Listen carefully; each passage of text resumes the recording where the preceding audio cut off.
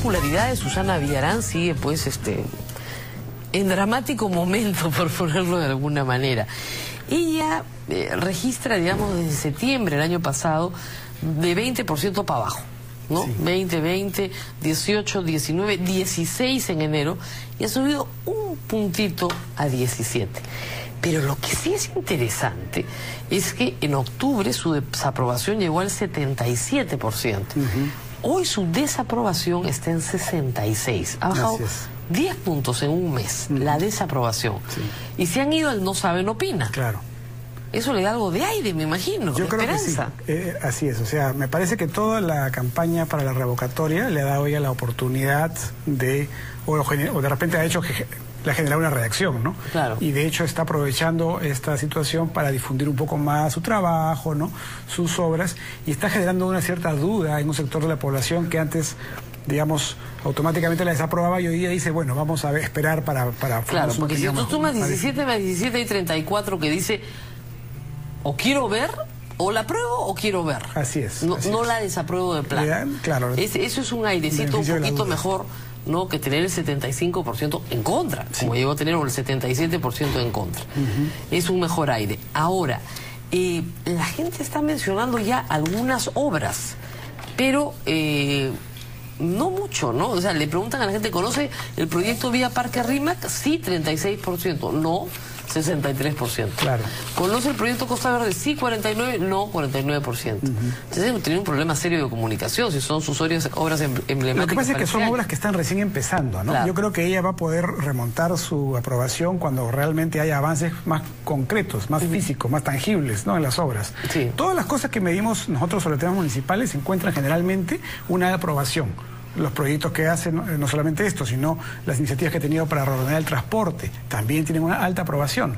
Pero hasta ahora se quedan en los inicios, ¿no? No se ven resultados muy concretos. Así es. Ahora, en la medida en que los logre, creo que sí va a poder incrementar su apoyo. Ahora, lo que sí parece que se ha caído fuertemente es el tema de la revocatoria. Sí, ¿no? Así es. Ha habido un cambio muy importante. Muy importante. En enero, el 31% creía que la revocatoria era una maniobra de sus opositores.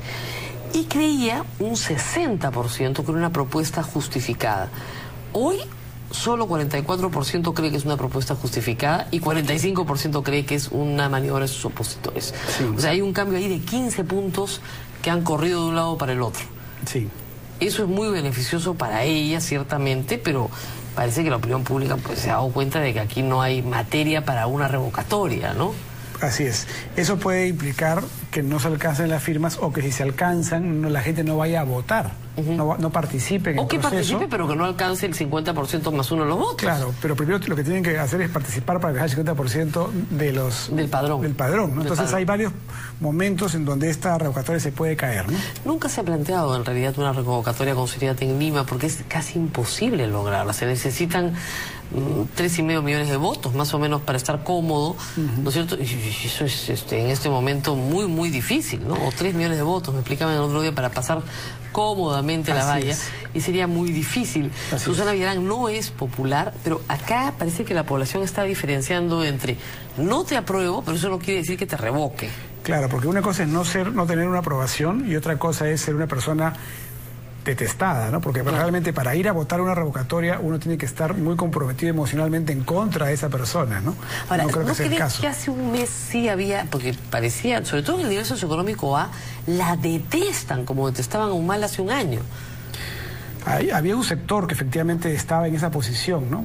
Pero me parece que era minoritario, ¿no? No había indicios de que fuera una sensación mayoritaria de la población, ¿no? En todo caso no habría justificación evidente. Claro, porque no hay un problema de corrupción, ¿no es cierto? Entonces, si hubiera un problema de corrupción, sí, habría realmente una preocupación ciudadana, pero no hay nada que tenga que ver con corrupción en este caso. Y más bien, efectivamente, parece que sus opositores pues se han estado organizando. Los audios que sacó Augusto Álvarez de Marco Tulio pueden haber tenido un peso importante en esto, ¿no? Sin duda, yo creo que han justamente afectado seriamente a los opositores, porque él era pues uno de los baluartes de este proceso, ¿no? Claro, si en el audio pues se dice que en realidad lo que está buscando es prestigio para el instituto, pues la motivación deja de ser la de limpiar la municipalidad y poner gente decente o competente. En fin. Bueno, esta encuesta tiene mucho más información. Lamentablemente no tenemos tiempo para seguir, pero creo que... sí, tenemos una cosa más. Nadine es el personaje más popular del régimen, 66%.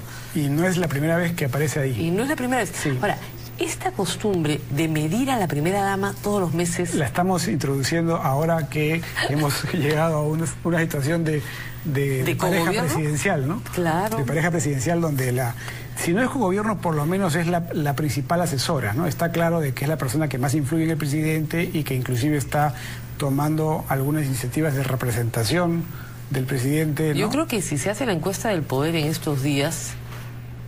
¿Sale ella primero o sale el presidente Humala? Esa es la gran pregunta que habría que hacerse. Sí. ¿Quién es la persona más poderosa en el Perú? ¿Ollanta Humala o Nadine? Y la segunda pregunta es, si sale Nadine, ¿cómo lo tomará Ollanta? Parece ser que esa es una gran pregunta para los próximos meses, o más bien cómo lo están tomando sus ministros y su primer ministro. Muy bien, Alfredo, muchísimas gracias por haber estado con nosotros esta noche. Vamos a una pausa y regresamos con la película. Ya no, me dicen que no, que me tengo que ir a la película. Se acabaron las pausas, nos vamos de frente a la película y conmigo será hasta mañana.